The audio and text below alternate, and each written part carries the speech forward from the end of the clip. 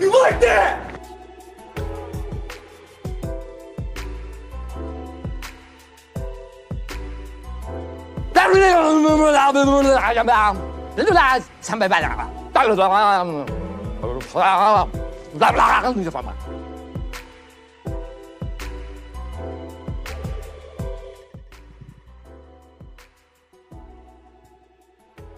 Hello, hello.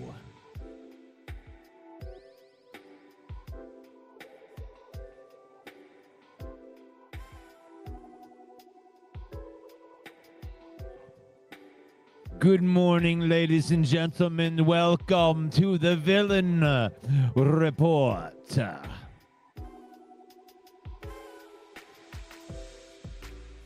What is going on? My name is Russell Wayne. I am the 313 Villain, the UDFA of sports podcasting, the unwanted, the unfiltered, the unapologetic voice of the fan base that bleeds Honolulu blue. And today, the Villain's going to break down John Morton's offense and how it's evolving underneath Jared Goff's command, and we'll dig into the low usage of Jameson Williams and what that means for Detroit's vertical game and whether it's time to get him more involved. Plus, we'll be pulling out the PFF files from the game and over Tampa. Who graded out good, who struggled, and what will the numbers really tell us about a team heading into a bye week? So drop your thoughts into the live chat. Should Jamo have a bigger role in the offense? Is Morton's system clicking or finding a better rhythm? And which Lion deserves that mid-season MVP tag? This episode is brought to you by Fanatics.com. That's right. If you're rocking with the 313 and you bleed Honolulu blue, then you need to gear up like the real one from our merch partner over at Fanatics.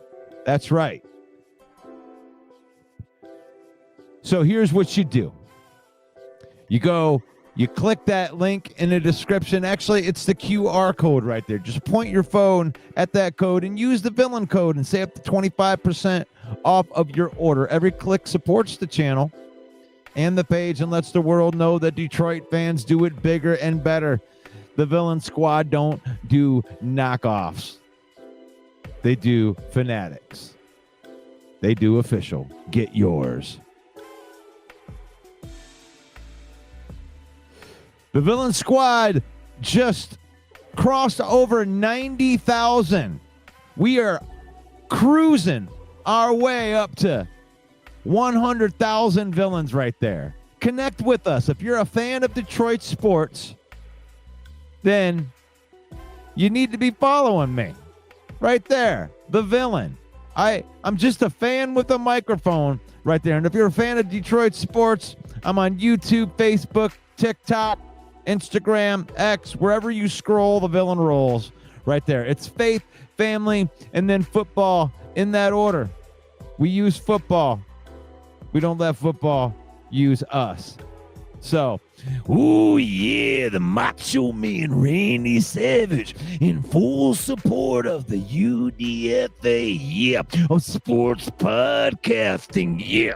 The Villain, Russell Wayne, is in the house, yeah. Dig it, he's gonna drop some verbal elbows into the heart of Detroit Lions fans, yeah, dig it. Yeah, dig it. That's right. Good morning to my friends. My friends, anybody in the comment, you guys were here early too. Rick C. Rick C gets the first comment of the day award. You like that? And the bad guy. Say hello to my little That's friend. right. I still got that drop in there just for you, bad guy. And the central scrutinizer. You like that? Is in the house. Mark G is in the house. You like that? Davey is in the house. Let's get those comments right over there on the side.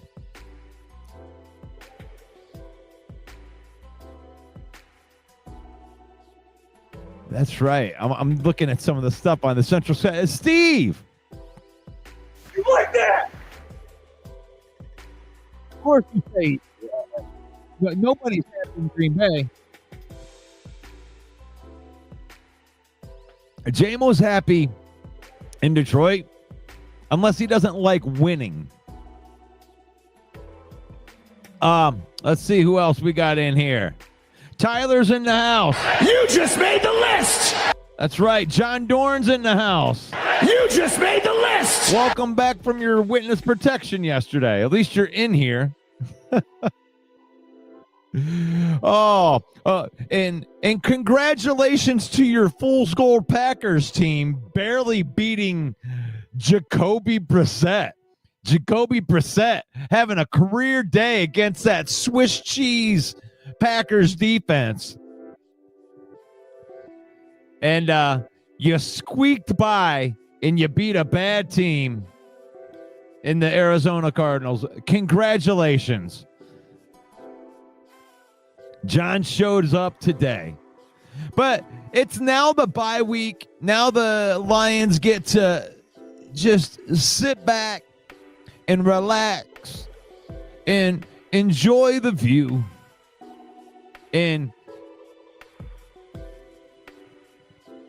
it feels good. And I wanted to talk a little bit about John Morton's offense. And I wanted to sometimes Lions fans are really funny. And sometimes Lions fans actually sound like John Dorn as a Packer fan. And I expect it from John. You're supposed to troll the other teams. You're supposed to troll the other teams that come through. We're supposed to make fun of Packer fans whenever we can. And he's supposed to make fun of us whenever we can. But sometimes Lions fans sound like John Dorn. Because we always got to find something to complain about. And I saw a game on Monday night that proved why the Lions are a great team. No excuses, because I guarantee that John Dorn would have been in here yesterday trolling us if we would have lost that game. And I guarantee that John Dorn, the villain Packer fan that's in here trolling us all the time, he would have been in here. He wouldn't have given us a pass. Oh, you're making excuses. We don't care about your injured secondary. We don't care. Fool's Gold Lions. I mean, we won the game and we still get Fool's Gold Lions. So that's where it is. And you got to be careful. Because I know, Jameson Williams might be frustrated. He's not getting the ball as much. And I hope that there's 25 million reasons right now in his bank account that would keep him in a good spot. Because here's the thing, whatever you think about Jameson Williams, maybe he's on your fantasy football team. Maybe he's on your fantasy football team and you're frustrated with the usage because you're not seeing the numbers. But the Lions have one of the best offenses in the NFL. And we lost our coordinator. We lost Ben Johnson. What are we going to do without Ben Johnson? Ben Johnson, we had a top 5 offense. We had a top 3 offense. Well, John Morton has a top 3 offense. We still score more points than anybody.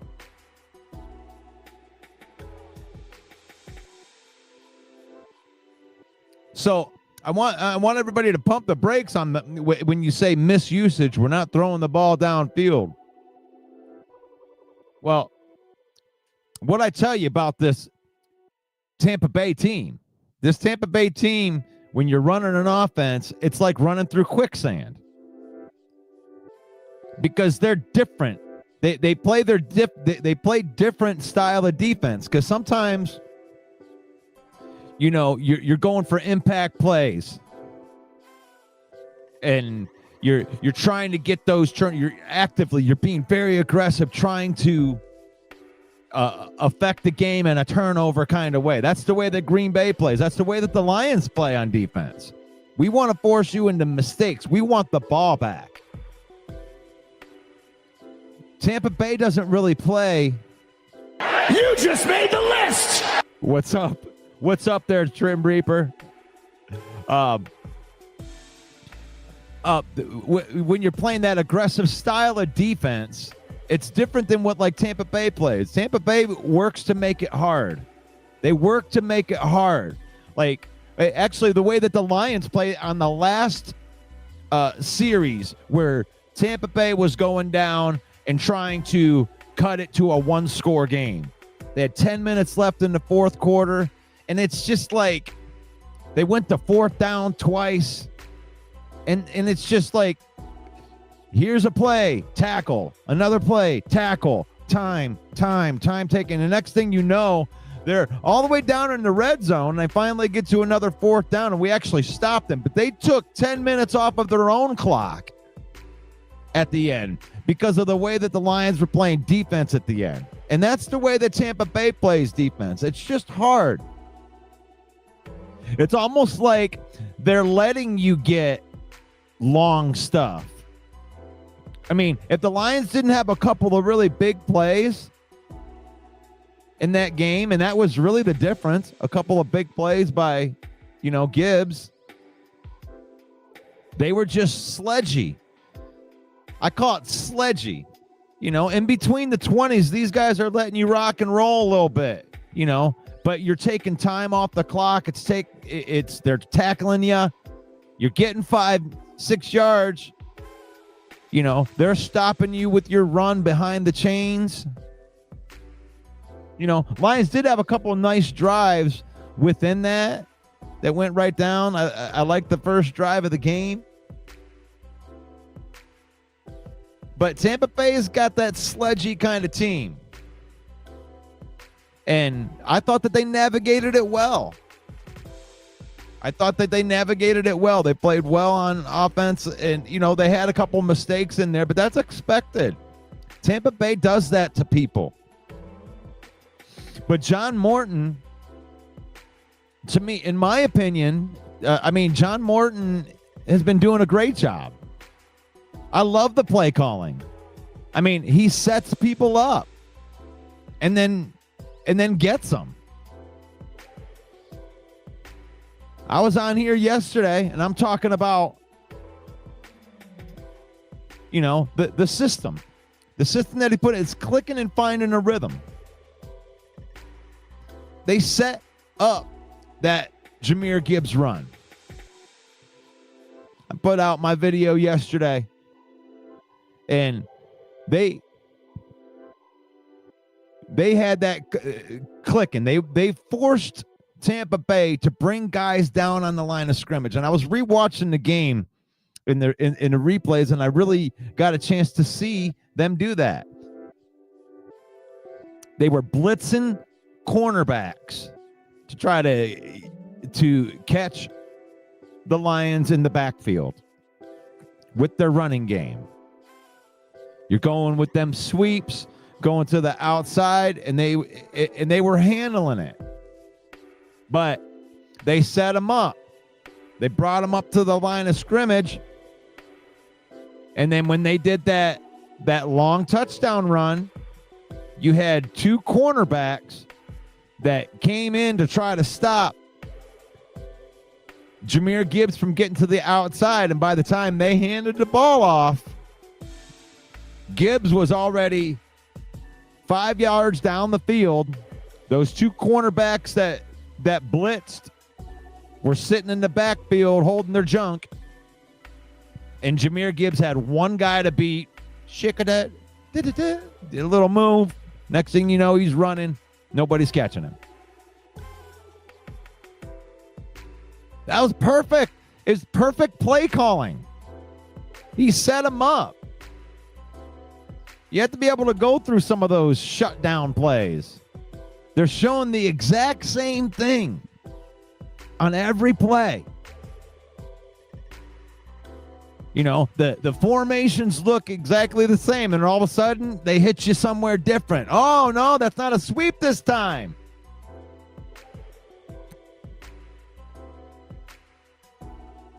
We're going to the other side this time. We're going to the opposite guy. You thought you had it, but you didn't. We showed you a look, and you called the right defense to stop that look, and then boom, we hit you with the left-handed version of it.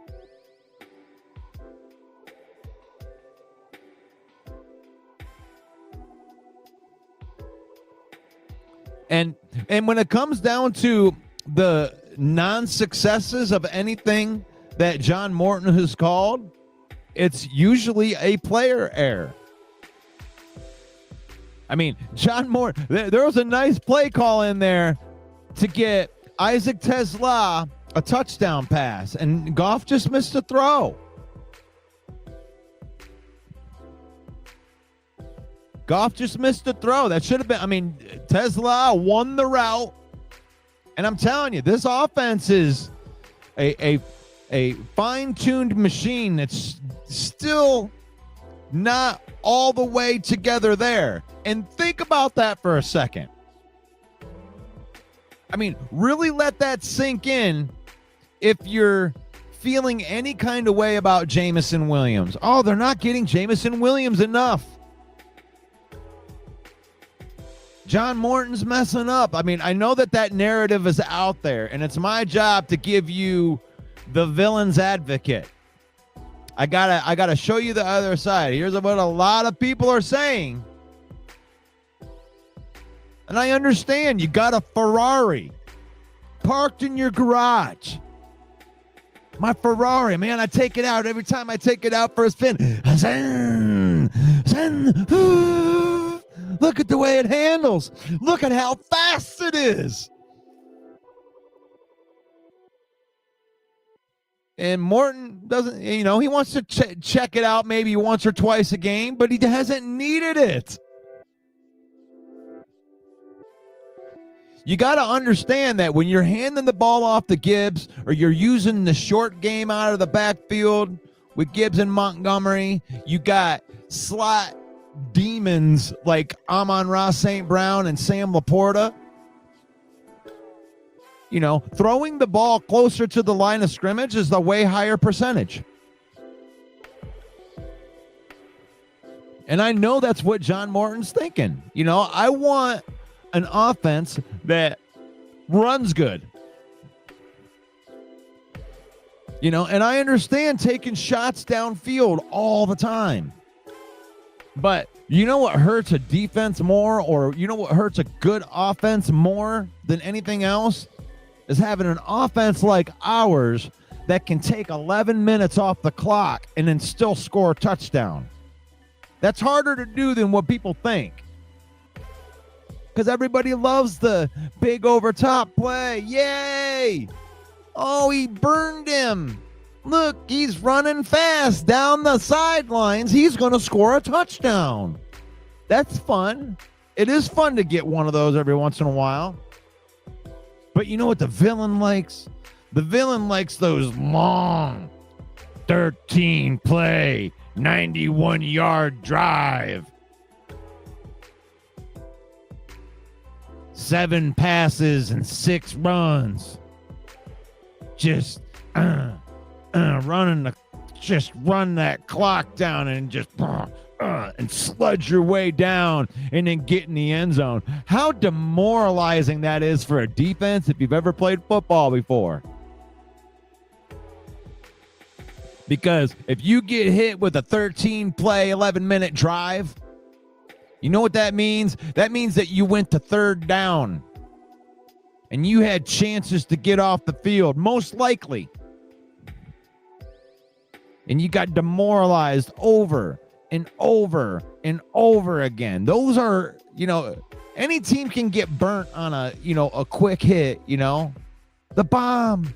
Oh, look, they just scored really fast. That can happen to anybody. But it takes a special kind of offense and play caller to do those long drives. Long. Demoralizing.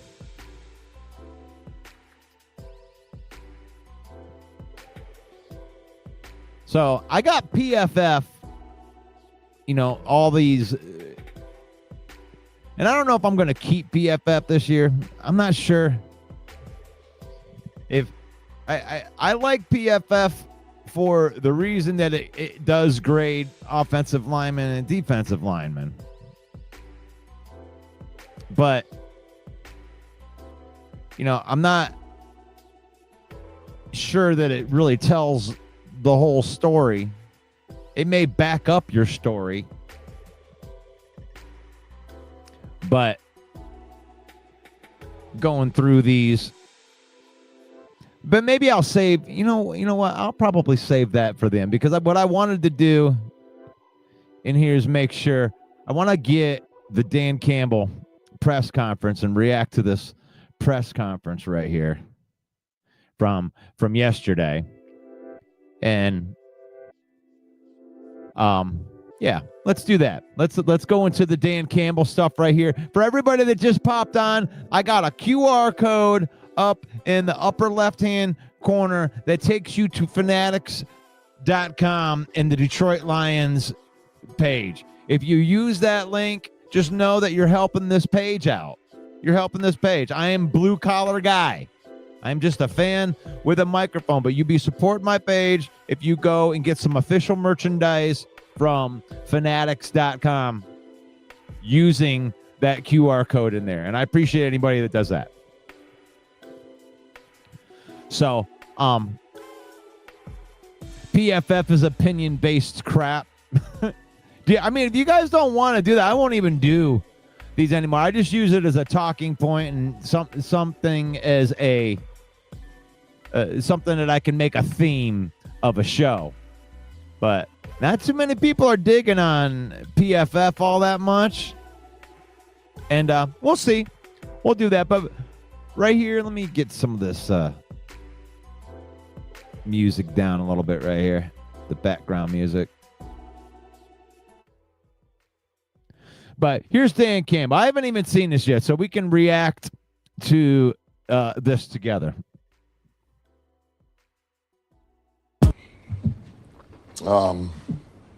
So, obviously the defense, outstanding performance by those guys. I mean, every one of those guys got a game ball. It was just,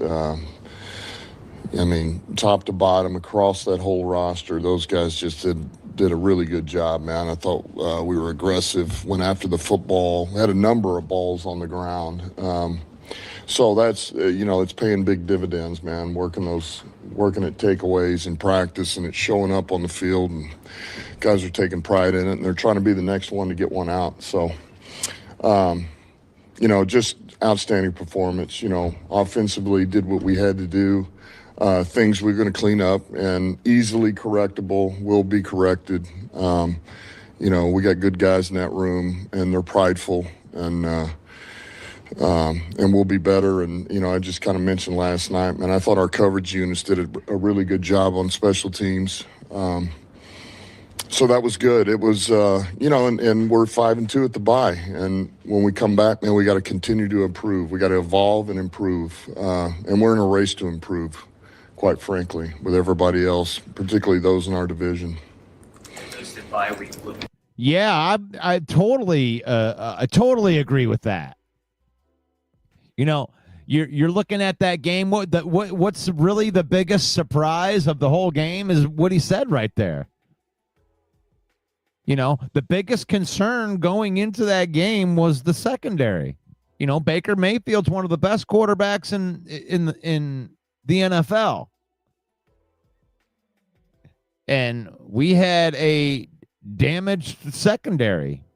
We had a bunch of guys playing that, hadn't ever made an NFL name before. And they balled out, man. That's the story of the whole game, is guys that you never heard of before I mean, they even had a guy on there that I hadn't really heard of.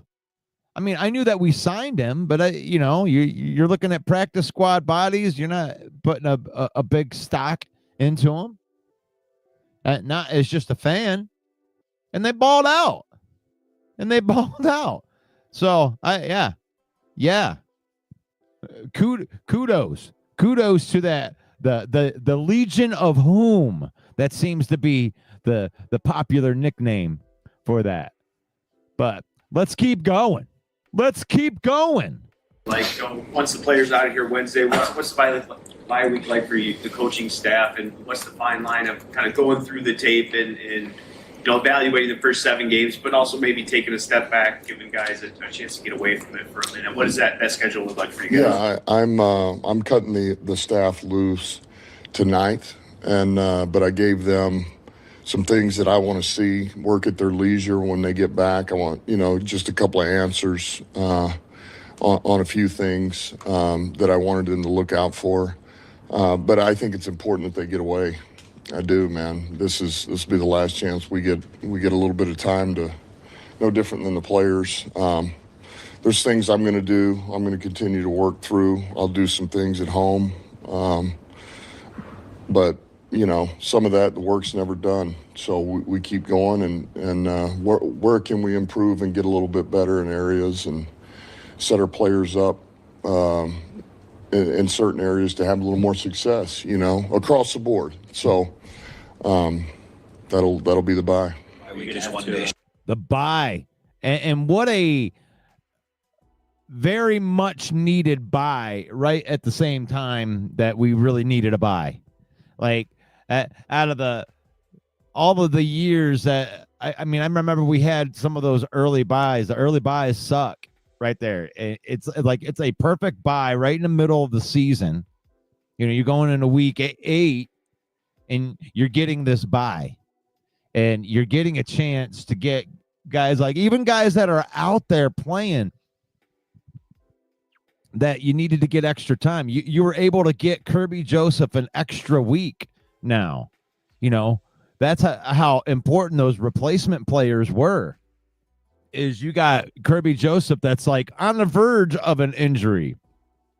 He's playing through some stuff. Well, you give him an extra week, and now you're taking him into the bye, and then he's actually going to have a third week to come back. So we're probably going to get a relatively healthy Kirby Joseph back. We're going to get a healthy Terrion Arnold back, which who knows? When DJ Reed comes back, DJ Reed might even come back. Josh Pascal could be coming back. Malcolm Rodriguez is getting close to coming back. And even Davenport, he got hurt again. Well, he's going to come back again. He'll be coming back. Brian Branch, like you're getting some troops. You're getting some troops back because of this bye week. And I think Campbell's right there. You got to go and rest and don't think about anything. Don't be trying to game plan yet. Take your days off and use it to completely relax. Heal up them bumps and bruises, and then get ready for, a 9-week push. It's a 9-week push. So let's go. All right. Shorter than it usually is. Does that matter? Does that impact anything? Say it again. Bye week is 1 day shorter than typical, just coming off a Monday. I think it just makes it hard to do anything, because by the time you get some of these guys recovered, even if you want to gain some reps with the young guys, a lot of them, to really be able to go out and practice, you still need a couple of days to recover. And by the time you do that, it's kind of not worth it. I'd rather give them off and let them refresh, I think I think it's important, When you were constructing your depth chart for this game, you had a couple of veteran corners and Trey Flowers and Fuller that you brought in.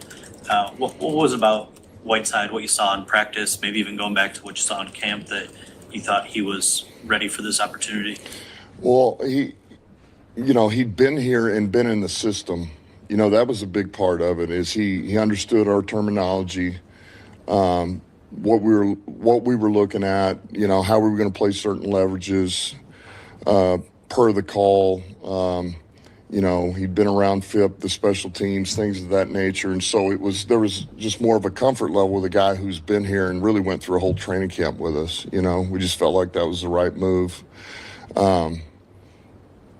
So it was good, man. You saw he stepped up, made plays for us, did some things on special teams too. So, man, I thought none of those guys blinked, went in there and competed. From Hallett to Harper it was just, man, it was really good. It was impressive. And as a coach, that's all you can ask for, is just go in there and compete, man. Give yourself a chance to make plays, and you're not alone. You got the other guys that are going to help you.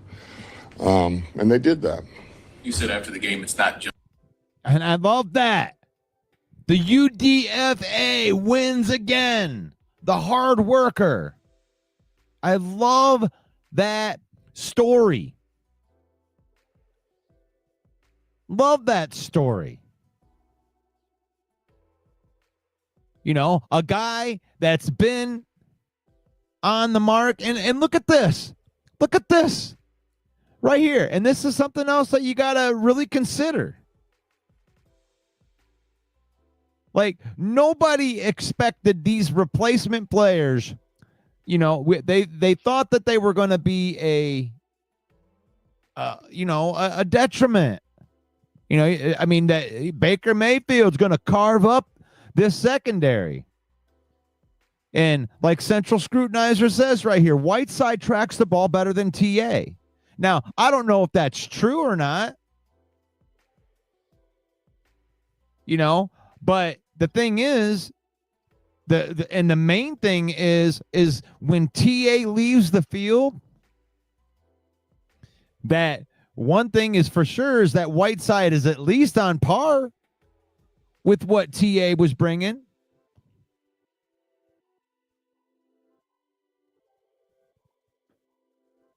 So, and that's a beautiful thing. There is no drop off.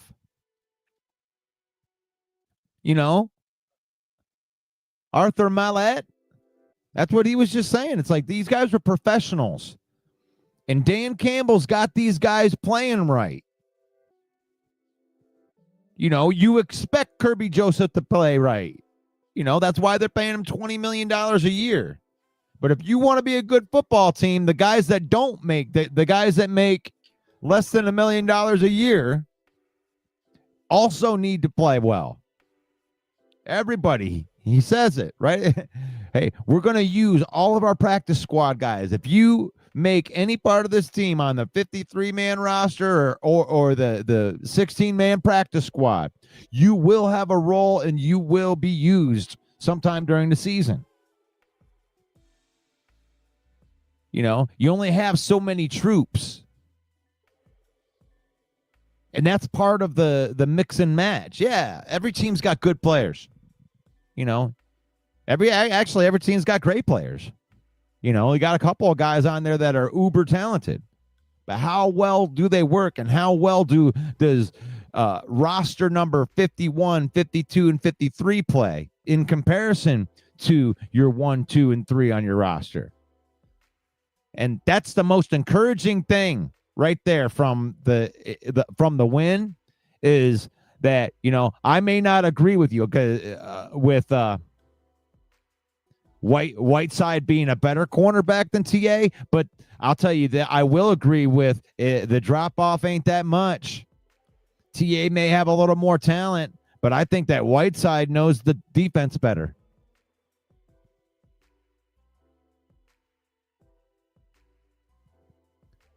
Yeah, I think we can go there. You like that? I think you can have that kind of conversation. But, all right, Dan, let's see what they say. Just the secondary, but that could have been the story had it gone sideways. Did you take a moment to step back as you looked at the film as you reviewed last night to just see how impressed you were with those guys especially? Yeah. I mean, like I say, they stepped up, but it took every one of those guys, and early in that game, there was a lot of disruption in our front, and I think that kind of started it off. That kick-started everything for us defensively. Aleem McNeil, Hutch, Muhammad, man, there was Barnes. There was a lot of disruption going on, and then, man, we were sticky in coverage. And so the two, as you know, the rush and coverage go hand in hand. They play off of each other, and it really gave our guys a lot of confidence. Aleem played quite a bit there in that debut, 44 snaps, I think. How did the plan develop maybe when going into the game and conversations maybe during the game where you decided to lean on him a little bit more than you planned? Yeah, it was a little more than we wanted to give him for his first time out. We were shooting for a little less than that just to be smart with him, but he was handling them well. It was going to be more of, passing downs originally, and then he got worked in there on a couple of these base reps, but really we ended up, we had him in some second and long. There was a lot of third downs in there, and we wanted him part of all that. So it got up there in the 40 range, but I thought he handled it well, and man, got out of it good. He's got the bye, and he'll come back now in a little bit better shape, football shape. That's the only way to duplicate it is to actually go through it. So I think this will be good for him. Next. Yeah, you got. I mean, talking about Aleem McNeil, you can just see it. You can see the McNeil effect right off the get.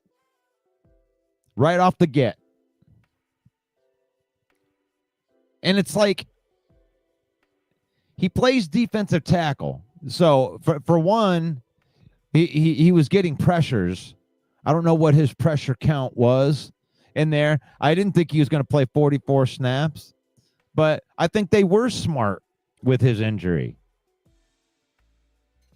I mean, he got his 21-day window activated, and they used 19 of those days and didn't activate him till the third week. That was one smart thing that they did. And another thing is they even activated him a couple weeks earlier or later than what Aleem was talking about. Aleem was talking about, after week 4, that he was good to go, that he can't wait to get back out there. So they were already extra careful with Aleem to begin with. And then they got him out there, and like he had said, he'd been dominating the practices. He elevates everybody on the team. You can't trust your double teams. If you just got 2 good bookends and that's it, you can use your middle guys to go out there and help more. But when you got pressure from the middle and pressure from one of the sides, well, that makes an uneven. That means that whoever's not getting double teamed in between those two is getting in. On one-on-ones, their pass win rate is insane. So that's what Aleem does. Aleem gives you a problem. You were already taking on double teams with DJ Reader. He's top in the league for taking on double teams, but that's kind of his thing. That's what he does. Like, he does that as a skill. I'm taking on 2 of you guys. I'm taking on 2 of you bitches. I'm going to take on you, and I'm going to hit you, and I'm going to anchor. And Reader takes on 2 people. Now you have Aleem and Hutchinson sitting in there, and you can't double team all of them. There's not enough guys, because then you're leaving either like Muhammad running free. So somebody's got to get the one-on-one. So with Aleem in there, it creates a problem, and you saw it. you couldn't trust to, do your drop back, your play action, trying to get the ball downfield to my wide receivers. You don't have enough time to do that. And that's really what Jared Goff's problem was. Like Vita Vea is the same type of dude. That dude wrecks your game.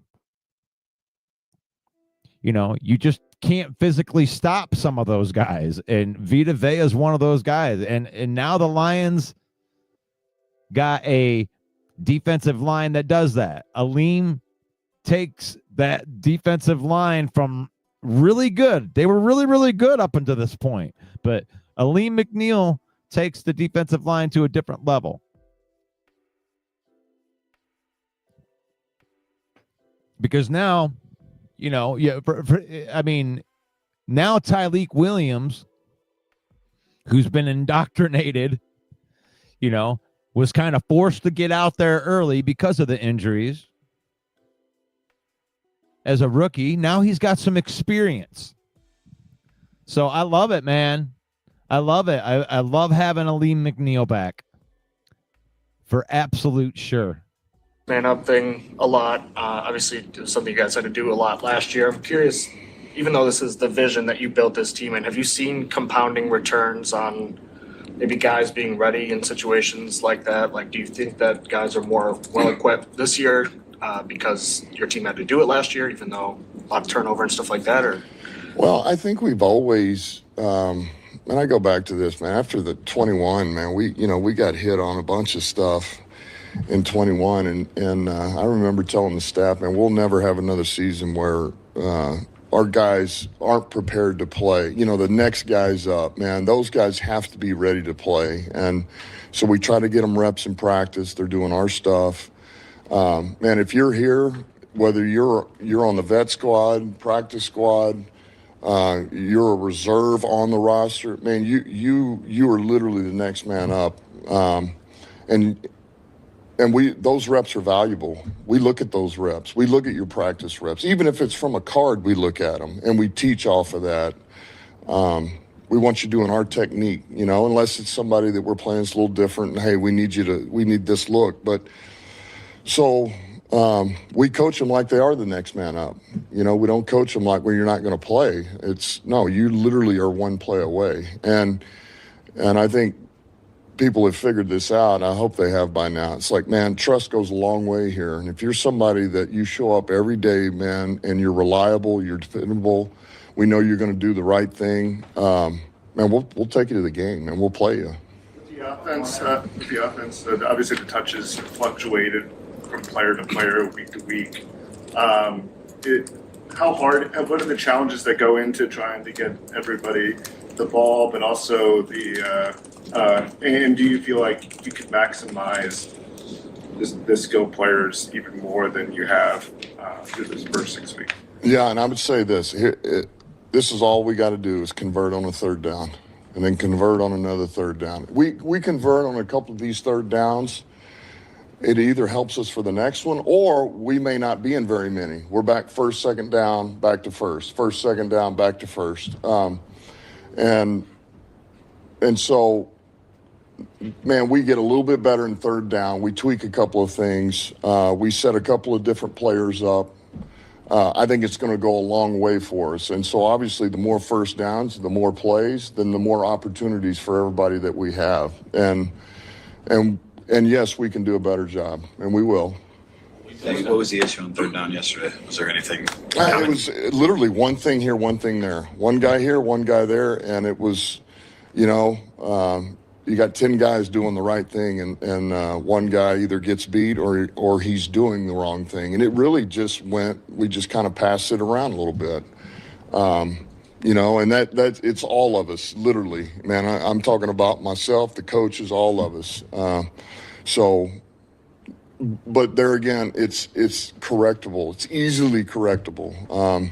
That's what a little bit of this bio will be too, man. Looking at some of these things, what are things we do really well and we can hang our hat on,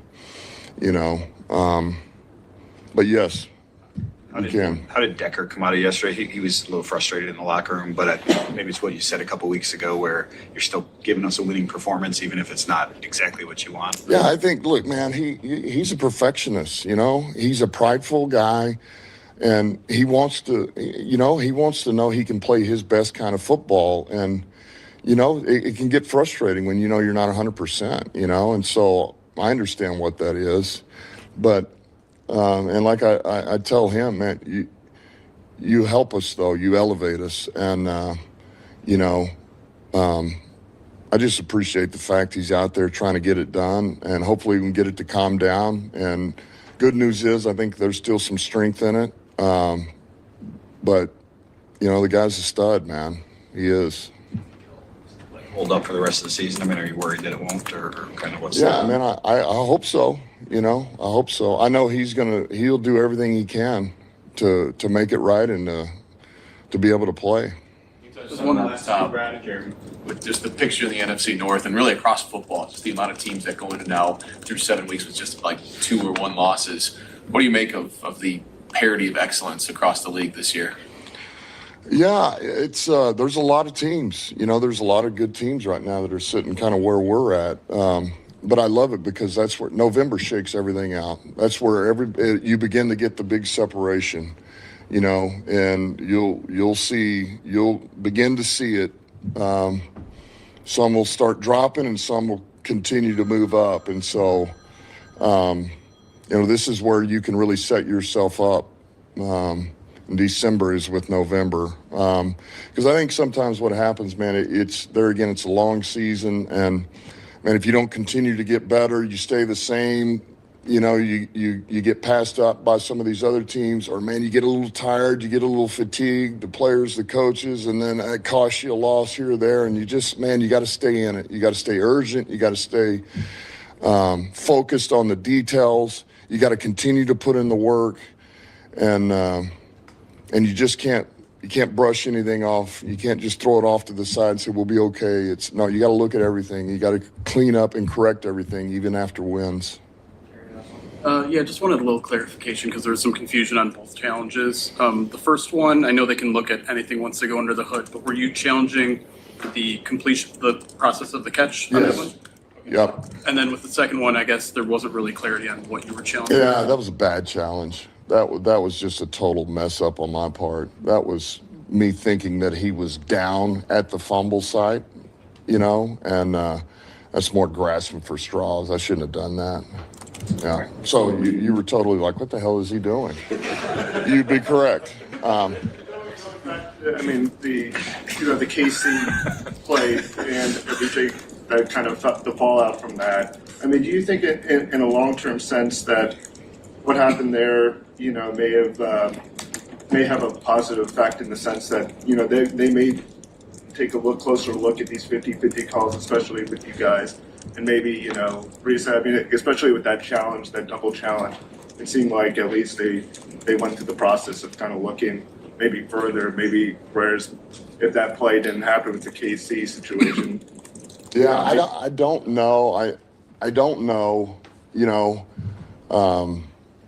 I don't know if that is or not. I know that every game there's different angles, you know, and it took a while to get the angle that they saw that proved that he did not get the marker, you know, and normally it doesn't always go down that way. So I don't know. I'll take it. We you know, we'll take it and we'll move on. All right. Yeah, that was something that I wanted. Talked a little bit about it yesterday and complained about that. And I don't know why he thought that was a bad challenge, because I mean, if he hadn't challenged that, they were going to call that a first down for Tampa Bay, because on 4th down, because they said that he'd made the marker.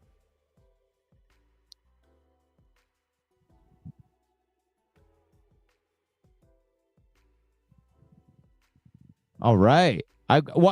Hey, what's up, poor conservative? You just made the list. You're in there. Wanted to get some shout outs. You just made the list. list. I saw some of the new people in there. Clutch Holt, what's up, buddy? You just made the list. That's a Broski Bear. Shout out. You just made the list. Yeah, you told me, hey, I also told you that you were going to beat up on that sorry-ass New Orleans Saints team.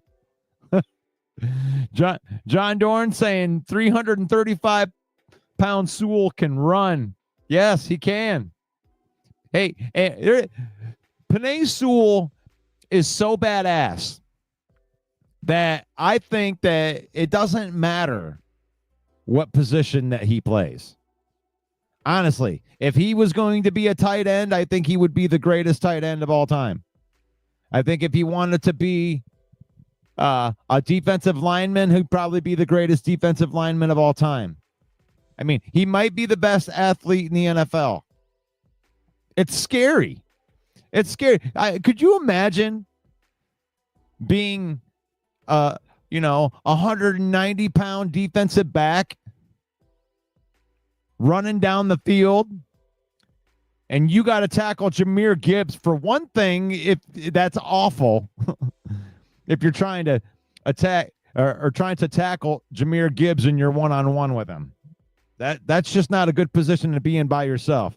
Now, we're going to also add that a 335-pound dude that runs a 4.5 40 is trucking down the field, and he's looking to get you out of the way. He's looking to say, good, I'm going to go ahead and get you out. It's beautiful. Beautiful thing. And I'm glad you brought that up, Dorn. Penei Sewell, he could be a Hall of Fame player at any position he chose. He could probably play quarterback.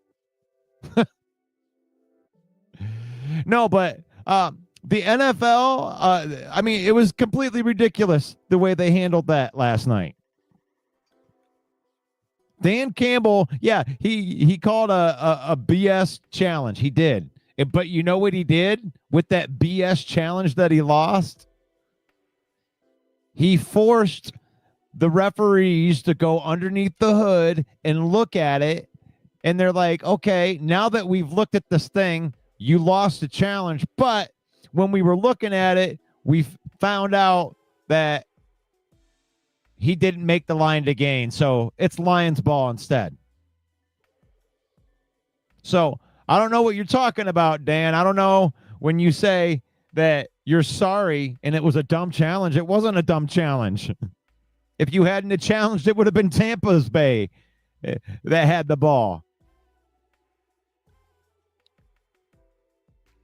And Lion fans would be complaining about the referees not even looking at it. Why did he have to challenge that in the first place? That's what I say. Why would he have to challenge that?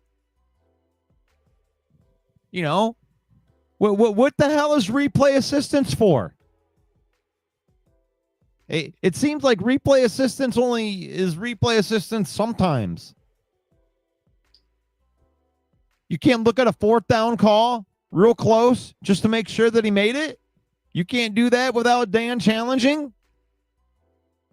That's ridiculous. What are they doing here? I like the rule. I like the idea of a replay assistance. You got 75 camera angles. I'm sure that you can get it right. You'll find one. I mean, they can even get the closest calls right.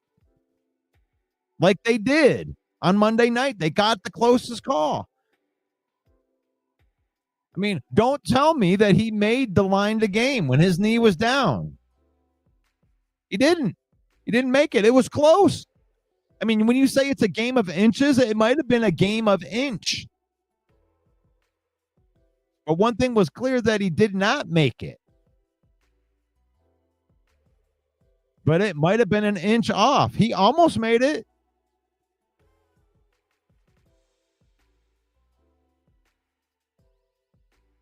So that's what I say. Like, here, replay assistance. Okay, I like the idea of it. But if it's going to be replay assistance, Make it replay assistance. Do it on the plays that matter.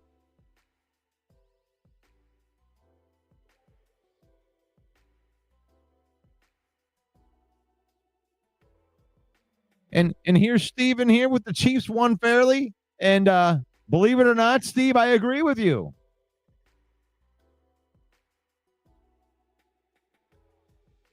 Now, did I agree with every referee call in the game? No.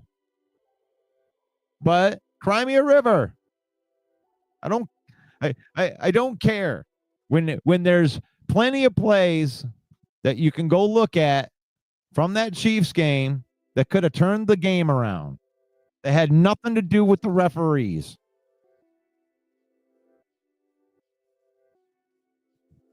Don't cry about the referees. I'm not going to cry about the Chiefs game. You know? I mean, I'll criticize some of the calls that were in that game. That's fine. But those blown calls aren't the reason that we lost. They lost because on fourth down, the Chiefs made their fourth downs. And on fourth down, the Lions did not make their fourth downs. That's it. They won fairly. I'll give you that, Steve. And I'm with Paul on that. That's ancient history. We live in a week-to-week world. Because after the Lions lost that game, oh my God, they must be the worst team. They're unpoised. And now they win on Monday night. Oh, look at the Lions. The Lions are the best team in the NFL. Ride the wave. Ride the wave. That's what the villain does.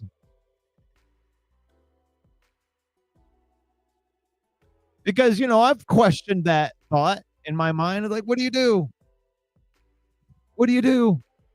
I don't know how to feel. It's like, no, just ride the wave. Like, especially if you're like me and you're in it and you have to be in it. And you're in it 365. You ride the wave of the moment. And right now, the Lions can make a claim to be the best team in the NFL. I put them at the top of my power rankings.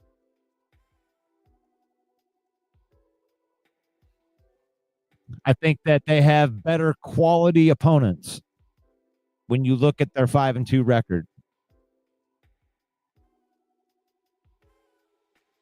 I think you can make a case. And then you got a team that's only going to get stronger. You're not just getting a guy back. You're getting a small army. You're getting a small army back. Yeah, like I know that nobody's putting any stock into Davenport, but Davenport might be back. I'll mention him first since nobody believes in him. But along with Davenport, you're going to get Terrion Arnold back. You're going to get DJ Reed back. You're going to get Malcolm Rodriguez back. You're going to get Josh Pascal back.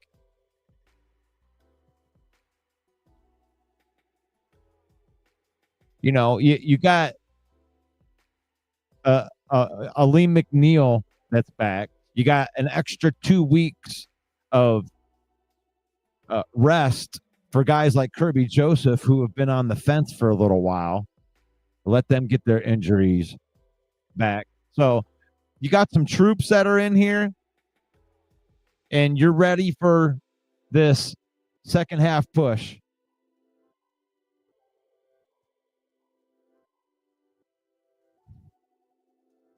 And Minnesota is not going to be an easy win.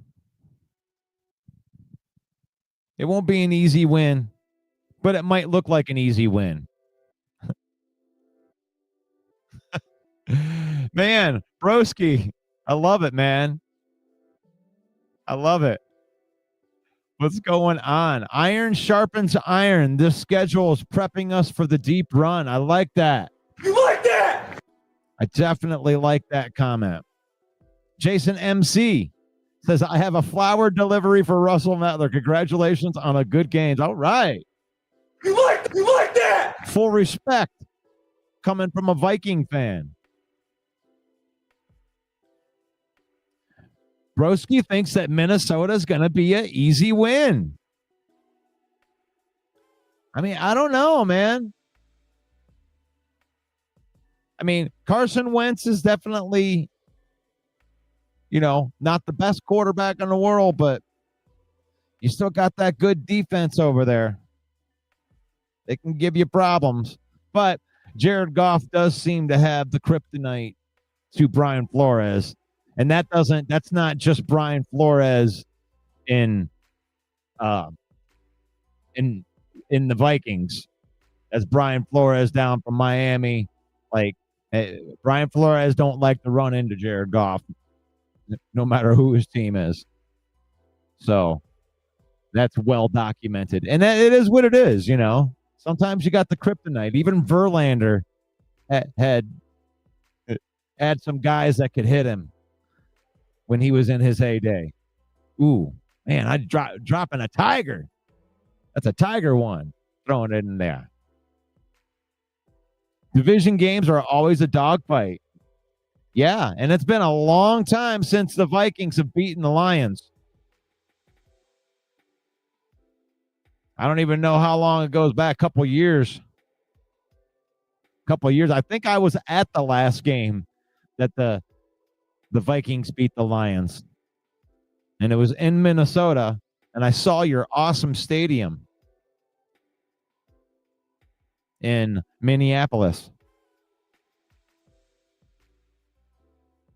Beautiful. Beautiful.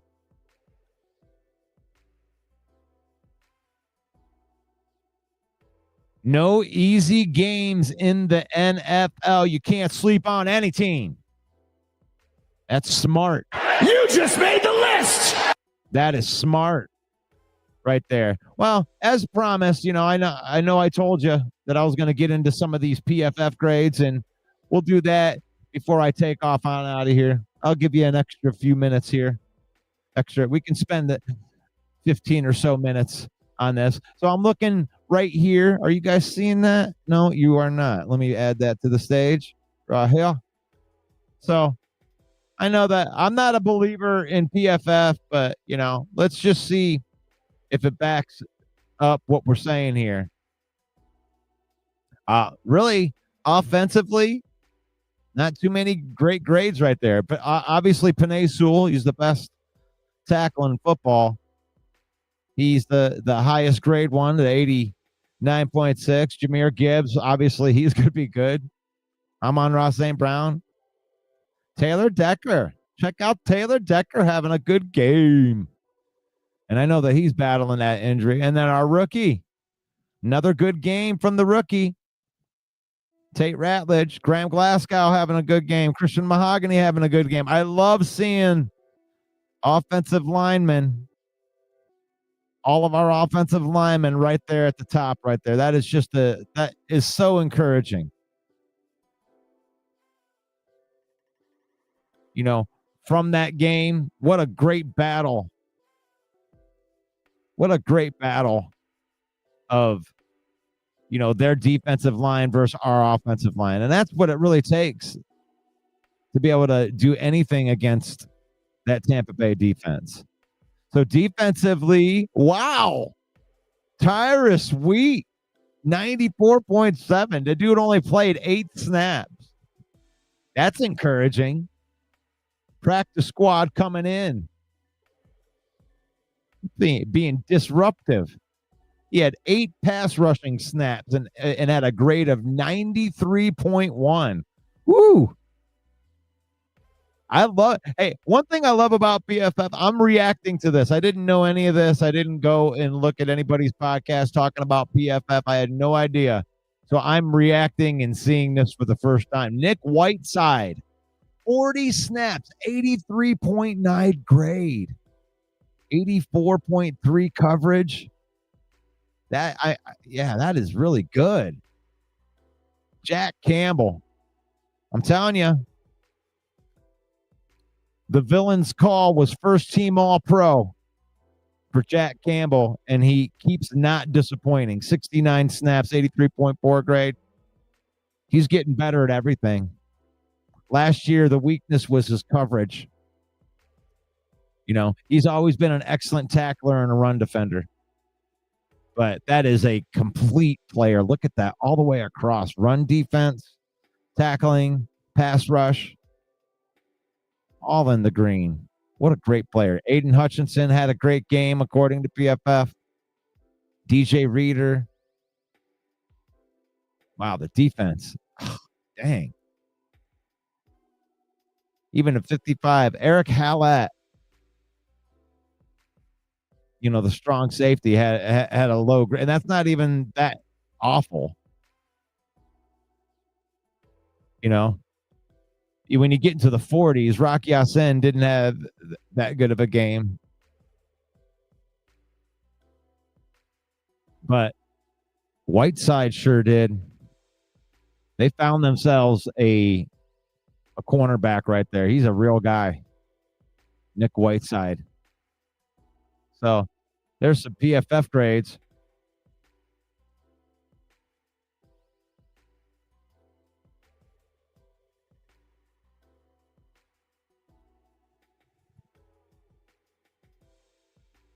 Oh, Paul Jones. Oh, who's talking? What is this? Quietly going into another season of Jamo trade talk. Who's talking Jamo trade talks? What is, oh my gosh, what are you talking about? What are we having like a lock in? What do they call that? A hold in? Is this what we're talking about now? We trying to make up some stuff about Jamo not being happy? Jamo posted something on his Instagram. Something's up. Come on, really? They're not going to trade Jameson Williams. Why would they do that?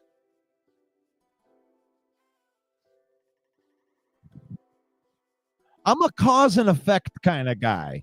And right now, Jameson Williams, with 0 catches in that game, he affected the game immensely.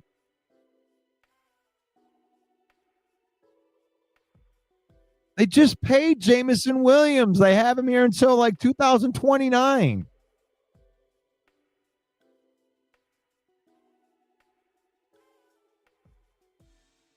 I mean, can't you guys see the big picture? I mean, when you really look at it, the big picture, you just drafted Isaac Tesla as your third wide receiver.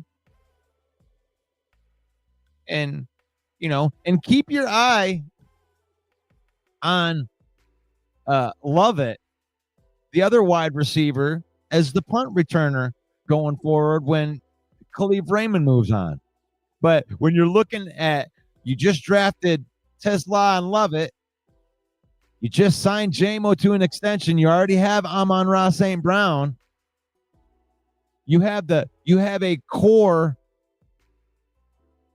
wide receiver core that doesn't have to change. You won't have to draft them. You know, it's something that you can, you know, look elsewhere. You know, you can find a generational talent somewhere else, but your wide receivers are set right there. Why would you trade Jamo?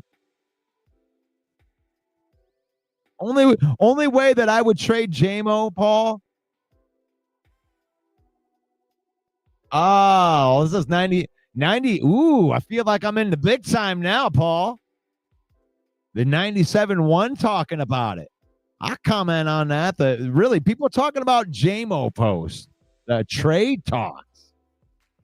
Stop that. Jameson. Like, for me, villain verdict on that, straight up, no way. 0 chance, no way. Jamo, I don't believe it. I think it's just clickbait. They are not trading Jameson Williams. I mean, Unless you back up the Brinks truck and you bring that Herschel Walker type of craziness trade, give me everybody. Give me all your draft picks for the next 3 years. It would have to be ridiculous. It'd have to be a ridiculous trade. You have to blow my socks off and make me pry him out of my dead hands. No way. Jamo affects the game. Jamo had a huge effect in the Tampa Bay game. You have to play. You just have to play different defense when Jamo's out there.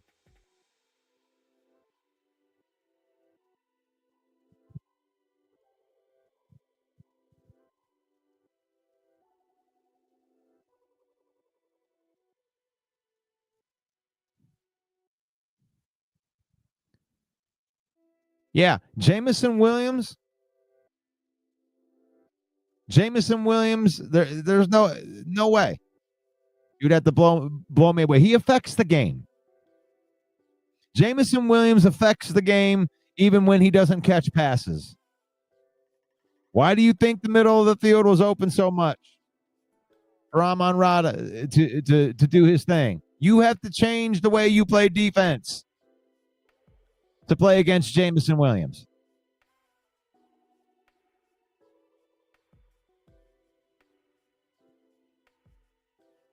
Like I wouldn't trade Jamo unless the offer was so ridiculously in our favor, like ridiculous.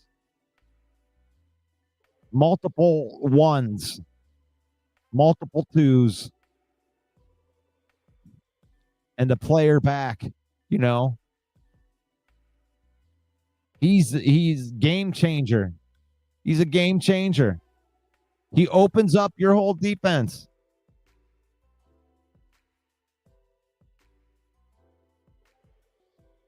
He's the reason that you can't, that you can't not keep safeties in the back. You got to keep speed in the back so Jameson doesn't beat you on every play downfield. And every once in a while they throw it to him. Keeps everybody honest. But for the most part, you can run your offense based off of almost like a decoy from him because he clears out the middle of the field a lot of the time. He clears out that middle of the field. He makes defenses use resources to make sure that he doesn't get over the top. And that opens up other parts of the field, leads to 70-yard touchdown runs by Jahmyr Gibbs. Now, one thing the Villain has talked about on this program is being in a trick bag. Jameson Williams gives the Lions a trick bag because it doesn't matter what you do to try to stop it. When the Lions are running their offense right, if you try to stop Jamo, it's going to be Gibbs. If you get the resources up to stop Gibbs, it's going to be Amon Ra and Laporta. And Jamo's there. Jamo's presence keeps them honest. It keeps them honest. So if you try to stop one, it's going to be the other. And every once in a while, they'll throw it to Jamo. But he completes that offense. Now, I'm still saying that when I do my betting, I do stuff like Jamo's going to have a 2-touchdown game in 2025. I don't know which game it's going to be, but he'll have an explosion game for the reasons that I'm talking about. Because right now, teams don't want to get beat deep. It's embarrassing. Fastest way for the Lions to score. Teams over defend that. But the more and more that Gibbs goes out and torches, you're going to see that switch a little bit. They're going to roll that coverage up more to try to take Gibbs out in the running game in the middle of the field. Because Amon-Ra's been eating. Sam Laporta's been eating. You notice that? You notice how it's been kind of like the Amon-Ra and Laporta? Well, Goff ain't no dummy. He'll take all that high percentage stuff faster. Gibbs out of the backfield. That's high percentage. Amon-Ra, 10-yard in. High percentage. Take it all day long. Amon-Ra St. Brown can turn that 5-yard easy high percentage thing into 15. Gibbs could take it to the house. Of course you want to do that. So missed me with the Jameson's not getting traded. Jameson completes this offense, and this offense by design. Thank you, Brad Holmes, by the way. Thank you, Brad Holmes, for designing an offense that's going to be here through 2029. Penei Sewell, Christian Mahogany, Tate Ratledge, Amon-Ra St. Brown, Goff, like this offense, the Goffense. There's nothing that's more powerful than continuity and guys knowing each other. These guys have advantages over 20, probably 25 of the teams in the NFL right now. The Lions do. Just because they've spent 5 years with each other. Outside of the new guys. But Goff, Sewell, Amon-Ra, Decker, they've all been here. Glasgow, they've been here. They know each other. Talent only gets you so far, but you have to cultivate that talent, and that cultivated talent is here. No doubt.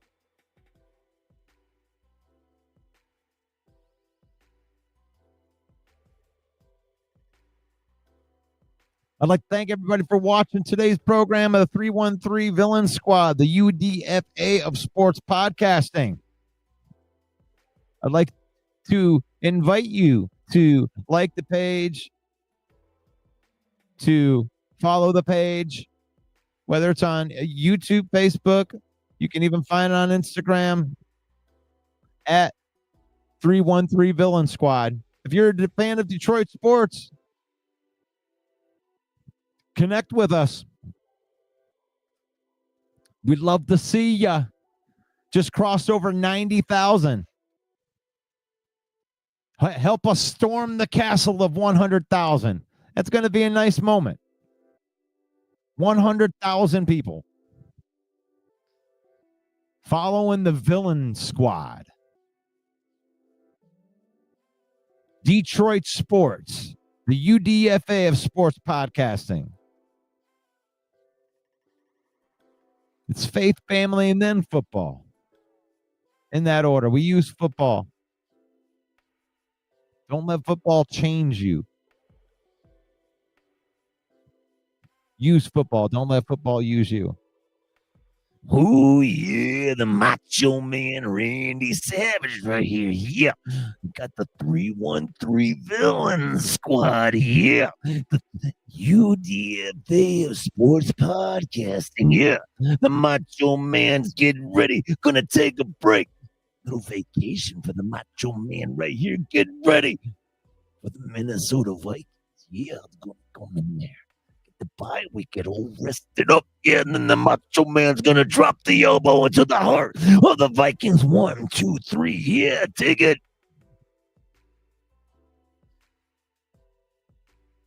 This episode brought to you by Fanatics.com. Yeah, rocking with the 313 and you bleed that Honolulu blue, then you need to gear up like the real one with our affiliate marketing partner over at Fanatic. Scan that QR code right there and support the page. Yeah. Save up to 25% off of your order from our affiliate marketing partners over at Fanatics. We don't do knockoffs here at the Villain Squad. We do official. We do Fanatics. Get yours.